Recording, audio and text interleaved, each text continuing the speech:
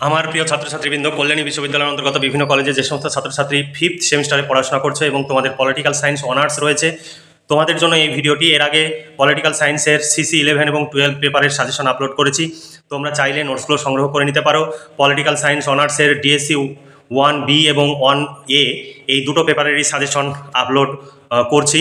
তোমরা DSC 1A অথবা DSC 1B যে কোনো একটি অপশান তোমাকে বেছে নিতে হবে। এর মধ্যে যদি তুমি ডিএসসি 1B অর্থাৎ পাবলিক পলিসি ইন ইন্ডিয়া এই অপশান নিয়ে তোমরা ডিএসসি 1 পেপারের প্রস্তুতি নিতে চাও, তাহলে তোমরা ভিডিওটি অবশ্যই দেখবে আর ভিডিওতে লাইক করবে, বন্ধুদের সঙ্গে শেয়ার করবে, যাতে তোমার মতো তোমার বন্ধু উপকৃত হতে পারে। আর আমাদের চ্যানেলটি যদি সাবস্ক্রাইব করে না রাখো, তাহলে তোমার নিজের প্রয়োজনে অবশ্যই চ্যানেলটি সাবস্ক্রাইব করে রাখবে। দেখো, Kalyani university 5th semester political science honours DSC 1B অর্থাৎ তোমাদের অপশান বি এর পাবলিক পলিসি ইন ইন্ডিয়া এই সিলেবাসের উপরে তোমাদের সামনে সিলেবাস এবং সাজেশন উপস্থাপন করব। তোমরা দেখে নাও। তোমরা যদি এই সিলেবাস অনুযায়ী প্রশ্নোত্তরের পিডিএফ কপি সংগ্রহ করতে চাও, পলিটিক্যাল সায়েন্স অনার্সের জন্য 250 টাকা পেমেন্ট করতে হবে। প্রতি পেপারের জন্য 250 টাকা। অনার্সের 4টি পেপার তুমি সংগ্রহ করে পেয়ে যাবে মাত্র 1000 টাকায়। 1000 টাকা পেমেন্ট করলে শর্ট প্রশ্ন এবং বড় প্রশ্ন উত্তর সহ কমপ্লিট পেয়ে যাবে। বিগত বছরের প্রশ্নোত্তরও থাকবে, এর বাইরে কোনো প্রশ্নোত্তর পড়তে হবে না। পরীক্ষায় তুমি 100% কমন পাবে। তোমাদের যদি প্রয়োজন মনে হয় তবেই হোয়াটসঅ্যাপ নাম্বারে যোগাযোগ করবে। আর আমাদের এখানে কোনো রকমের দামাদামি হয় না। তোমরা পেমেন্ট করে তোমরা পেমেন্টের রিসিভ কপি পাঠাবে, অরিজিনাল রিসিভ কপি, অর্থাৎ পেমেন্টের সাকসেসফুল মেসেজের ওখানেই তোমার শেয়ার অপশান দেখাবে, সেখান থেকে রিসিভ কপিটি শেয়ার করবে এবং আমাদের এই হোয়াটসঅ্যাপ নাম্বারে পাঠাবে।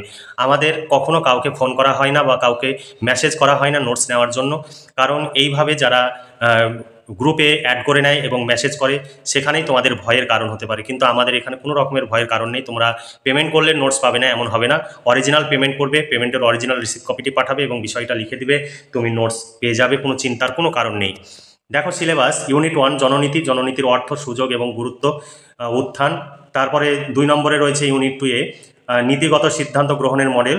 ইউনিট 3-তে রয়েছে ভারতে নীতি প্রণয়ন, নেহরুভিয়ান নীতি, ভারতে উদারীকরণের পূর্ব এবং পরবর্তী সময়কালে ভারতের জননীতির নির্ধারক। তারপরে দেখো এই ইউনিট 4-এ রয়েছে ভারতের প্রধান প্রধান জননীতি, যেমন জনস্বাস্থ্য, শিক্ষা এবং পরিবেশ। ইউনিট 5-এ রয়েছে ভারতের জননীতি বাস্তবায়নের সীমাবদ্ধতা ও চ্যালেঞ্জ, অর্থনৈতিক, রাজনৈতিক এবং সামাজিক সাংস্কৃতিক। এই ছিল তোমাদের 5টি ইউনিটের সিলেবাস। এই সিলেবাসের ওপরে এবার আমি তোমাদের সামনে সাজেশনের প্রশ্নগুলো তুলে ধরবো। তোমরা যদি শর্ট প্রশ্ন এবং বড় প্রশ্ন একত্রে উত্তর পেয়ে যাবে, মাত্র 250 টাকা পেমেন্ট করতে হবে। পেমেন্টের রিসিভ কপি হোয়াটসঅ্যাপে পাঠিয়ে দিলে তোমরা প্রশ্নোত্তরের পিডিএফ কপি পেয়ে যাবে। আর 4টি অনার্সের পেপার যদি নিতে চাও 1000 টাকায় কমপ্লিট নোটস তোমরা পেয়ে যাবে। আমাদের এখানে কোনো রকমের দামাদামি করবে না, কারণ আমাদের অনার্সের পেপারের নোটস সেইভাবে ছেলেমেয়েরা ব্যাপক হারে না নেওয়ায় আমাদের খরচ ওঠে না, কারণ 30 কপি সেল হলে তবে আমাদের আসল হবে। তাই তোমরা কেউ দামাদামি করবে না, তোমরা আমাদের সহযোগিতা করবে, তাহলে পরবর্তী সেমিস্টারেও নোটস পেয়ে যাবে। দেখো 5 ও 10 মার্কের প্রশ্নের সাজেশন 2024-25। 1 নম্বর প্রশ্ন, জননীতি তৈরি বিভিন্ন বৈশিষ্ট্যগুলি আলোচনা করো। 2 নম্বর, জননীতির পরিধি ও উপযোগিতা সম্পর্কে আলোচনা করো। 3 নম্বর, জননীতি কি, জননীতির গুরুত্ব আলোচনা করো। 4 নম্বর, কেন আমাদের দেশের অর্থনৈতিক বিষয়ে রাষ্ট্রীয় হস্তক্ষেপ প্রয়োজন। তোমার উত্তরের সপক্ষে 5টি কারণ উল্লেখ করো।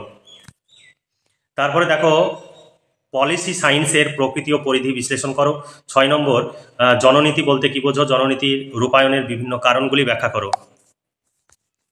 তারপরের প্রশ্ন, নীতি বাস্তবায়নের 5টি পর্যায় সম্পর্কে সংক্ষিপ্ত টিকা লেখো। 8 নম্বর প্রশ্ন, নতুন নীতি বিকাশ ও বাস্তবায়ন ক্ষেত্রে কতটা সক্ষম। তারপরে 9 নম্বর প্রশ্ন, ভারতীয় অর্থনীতিতে উদারীকরণের প্রভাব আলোচনা করো। 10 নম্বর প্রশ্ন, আমাদের অর্থনৈতিক নীতি কেন প্রয়োজন। 11 নম্বর প্রশ্ন, রাজনৈতিক ব্যবস্থা রূপায়ণে বিভিন্ন সময়ের দাবি ও তার বাস্তবায়নে কি কি গুরুত্বপূর্ণ বৈশিষ্ট্য দেখা যায় তা আলোচনা করো। তারপরে এখানে অথবা প্রশ্ন একটি তুলে দিয়েছি, কিন্তু আমাদের পিডিএফ কপিতে একাধিক অথবা রয়েছে। এখানে তোমরা একটি করে প্রশ্ন দেখছো, পিডিএফ কপিতে 4টি 5টি 6টি পর্যন্ত অথবা দেওয়া রয়েছে এবং বিভিন্ন সালে সেই প্রশ্নগুলো পড়েছে। তাই তোমরা দেরি না করে আজই যোগাযোগ করো। তোমাদের পলিটিক্যাল সায়েন্স অনার্সের জন্য 250 টাকা পেমেন্ট করতে হবে একটি পেপারের জন্য। 4টি পেপারের জন্য মোট 1000 টাকা পেমেন্ট করতে হবে। ঘরে বসেই তোমরা নোটসগুলো সংগ্রহ করে পড়াশোনা শুরু করে দাও। তোমাদের ডিসেম্বর মাসের শেষে তোমাদের পরীক্ষা শুরু হবে, তাই তোমরা আর দেরি না করে এখনই যোগাযোগ করো এবং নোটসগুলো সংগ্রহ করে পড়াশোনা শুরু করে দাও। আর দেখো, বর্তমান সময়ে পরিবেশগত সংকট মোকাবেলায় ভারতের নীতি আলোচনা করো। 13 নম্বর প্রশ্ন, পরিবেশগত নীতির সুবিধাগুলি সম্পর্কে টিকা লেখো।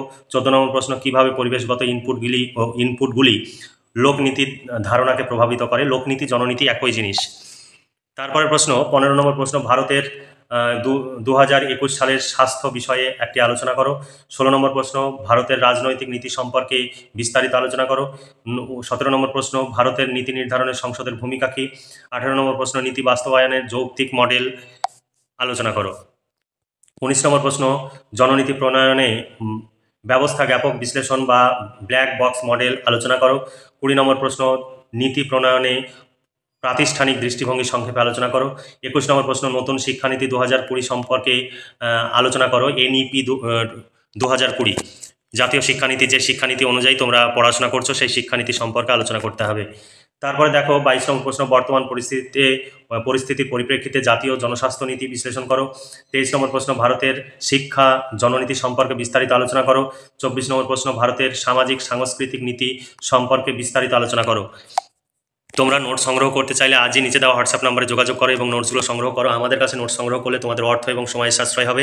তোমরা এই নোটস সংগ্রহের জন্য তোমরা ডিসেম্বর মাস পর্যন্ত বিভিন্ন জায়গায় ছোটাছুটি করবে এবং প্রচুর অর্থ অপচয় করবে। এর চাইতে তোমরা এখনই আমাদের কাছে নোটস সংগ্রহ করো। সমস্ত পেপারের নোটস রেডি হয়ে গেছে, তোমরা সংগ্রহ করে ঘরে বসে পড়াশোনা করে পরীক্ষার প্রস্তুতি নাও। অবশ্যই নিচে দেওয়া হোয়াটসঅ্যাপ নাম্বারটি আমাদের একটি অফিসিয়াল নাম্বার, আমাদের দ্বিতীয় কোনো নাম্বার থেকে নোটসের জন্য আমাদের বলা হয় না। তাই সবসময় নিজের হোয়াটসঅ্যাপ নাম্বার থেকে নোটস সংগ্রহ করবে। কখনো এই নোটস তোমরা কাউকে শেয়ার করবে না, এটি তোমাদের প্রতি আমাদের অনুরোধ রইল, কারণ আমরা খরচ তুলতে পারছি না বলে ভীষণ সমস্যার মধ্যে রয়েছি। আমাদের সহযোগিতা করো, আমাদের পাশে থাকো, তাহলে তোমাদের আমরা পরবর্তী সেমিস্টারেও সহযোগিতা করতে পারবো। দেখো 25 নম্বর প্রশ্ন, সফল নীতি বাস্তবায়নের জন্য প্রয়োজনীয় শর্তটি উদাহরণ সহ ব্যাখ্যা করো। 26 নম্বর প্রশ্ন, ভারতের লোকনীতি বাস্তবায়নের প্রধান রাজনৈতিক বাধাগুলি আলোচনা করো। আর এই একটি সেমিস্টারের জন্য যদি কোনো কারণে এই সেমিস্টারে তোমার PDF ডিলিট হয়ে যায় বা মোবাইল হারিয়ে যায়, তখন তোমাদের আমরা PDF দেব, কিন্তু তোমার হোয়াটসঅ্যাপের সেটিংসে যেন ডিলিট অপশান অন করা না থাকে। তোমার ডিলিট হয়ে গেলে আমাদের এখান থেকেও ডিলিট হয়ে যাবে যদি ডিলিট অপশান অন করে রাখো।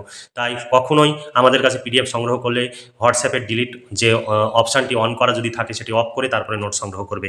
তাহলে কোনো কারণে মোবাইল হারিয়ে গেলে বা PDF ডিলিট হয়ে গেলে আমাদের কাছে সেই রেকর্ড থাকবে, আমরা সেই রেকর্ড দেখে তোমাদের দ্বিতীয় একবার আমরা PDF দেব, তারপরে আর দেওয়া হবে না। আর এই সেমিস্টার শেষ হয়ে গেলে পরবর্তী বছরে যদি তোমরা এই PDF চাও তখন কিন্তু আর দেওয়া হবে না। তাই সবসময় যদি PDF রাখার প্রয়োজন হয় তাহলে নিজে সংরক্ষণ করে রাখবে। 27 নম্বর প্রশ্ন, ভারতের জননীতি প্রণয়নে নেহরুর মতাদর্শের প্রকৃতি বর্ণনা করো। 28 নম্বর প্রশ্ন, বৃদ্ধি উন্নয়নে নেহরুর আদর্শ কি আলোচনা করো। 29 নম্বর প্রশ্ন, মহাত্মা গান্ধীর জাতীয় গ্রামীণ কর্ম নিরাপত্তা আইনটি সমালোচনামূলক মূল্যায়ন করো। এরপরে 30 নম্বর প্রশ্ন, তোমরা এখনই যোগাযোগ করে নোটসগুলো সংগ্রহ করে পড়াশোনা করো। তোমাদের ডিসেম্বর মাসেই পরীক্ষা শুরু হবে, ডিসেম্বর মাসের শেষে অথবা জানুয়ারি মাসের প্রথমে। আমি নোটিশ দিয়েছি ইউনিভার্সিটির, সেই নোটিশটাও ইউটিউবে পেয়ে যাবে, দেখে নিতে পারো। ভারতের জননীতির প্রধান নির্ধারকগুলি সম্পর্কে বিস্তারিত আলোচনা করো। 31 নম্বর প্রশ্ন, ভারতের নীতি আয়োগের গঠন ও কার্যাবলী আলোচনা করো। এই ছিল 31খানা সাজেশনের প্রশ্ন, তবে যেগুলো বেশি স্টার দেওয়া রয়েছে সেগুলো বেশি ইম্পর্টেন্ট, তুলনামূলকভাবে যেগুলো স্টার কম দেওয়া রয়েছে সেগুলো তুলনামূলকভাবে কম ইম্পর্টেন্ট, কিন্তু কোনো প্রশ্নই বাদ দেবে না। তোমরা এই 31খানা প্রশ্ন অবশ্যই পড়বে, 100% কমন পাবে, একদম নিশ্চিতভাবে তোমরা কমন পাবে। তাই কোনো রকমের দ্বিধা না করে আজই নোটসগুলো সংগ্রহ করো। এখানে দেখো 2023 সালে অনার্সের যে প্রশ্ন পড়েছে সেই অনার্সের প্রশ্নটিও PDF-এ দেওয়া রয়েছে। সমস্ত কিছুই আমাদের কাছে পেয়ে যাবে এবং একাধিক অথবা দিয়ে নোটসগুলো তৈরি করা হয়েছে, পয়েন্ট আকারে সুন্দর করে তোমরা পেয়ে যাবে। পুরোটাই কম্পিউটার টাইপ, এখানে দেখতে পাচ্ছ পরিষ্কার পরিচ্ছন্ন লেখা, এখানে কোনো রকমের কোনো অস্পষ্টতা নেই। এখানে প্রতিটি প্রশ্ন পয়েন্ট আকারে লেখা রয়েছে এবং অতি সহজে, এবং কোন প্রশ্নটি কত সালে পড়েছে তাও প্রশ্নের শেষে উল্লেখ করে দেওয়া রয়েছে। তাই দেরি না করে আজই যোগাযোগ করো এবং নোটসগুলো সংগ্রহ করে ঘরে বসে পড়াশোনা করো, তাহলে তোমাদের পরীক্ষার আগে কোনো টেনশন করতে হবে না। তাহলে আজকে এই পর্যন্তই, ভালো থেকো, সুস্থ থেকে এবং খুব ভালোভাবে পড়াশোনা করে পরীক্ষার প্রস্তুতি নাও। এই শুভকামনা জানিয়ে আজকের ভিডিওটি এখানে সমাপ্তি ঘোষণা করছি।